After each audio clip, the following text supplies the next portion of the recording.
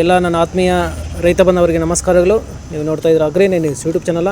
ನಮ್ಮ ಚಾನಲಲ್ಲಿ ಇತರೆ ಕೃಷಿಗೆ ಮತ್ತು ವ್ಯವಸಾಯ ಉತ್ಪನ್ನಗಳ ಸಂಬಂಧಪಟ್ಟಂಗೆ ಎಲ್ಲ ಥರ ಮಾಹಿತಿಗಳು ನಿರಂತರವಾಗಿ ಪ್ರಸಾರವಾಗುತ್ತದೆ.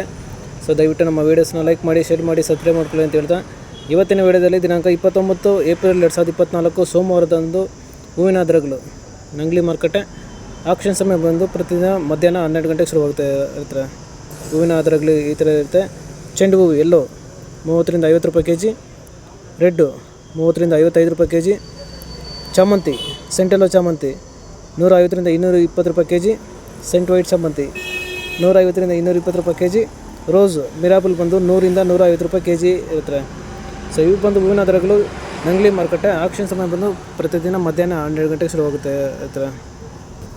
ಸೊ ಇದೇ ಥರ ದಿನಾಂಕ 29 ಏಪ್ರಿಲ್ 2024 ಸೋಮವಾರದಂದು ಹೂವಿನ ದರಗಳು ಚಿಕ್ಕಬಳ್ಳಾಪುರ ಮಾರುಕಟ್ಟೆ ಆಕ್ಷನ್ ಸಮಯ ಬಂದು ಪ್ರತಿದಿನ ಬೆಳಗ್ಗೆ 8 ಗಂಟೆಗೆ ಶುರುವಾಗುತ್ತೆ ಇರುತ್ತೆ. ಹೂವಿನ ದರಗಳು ಈ ಥರ ಇರುತ್ತೆ.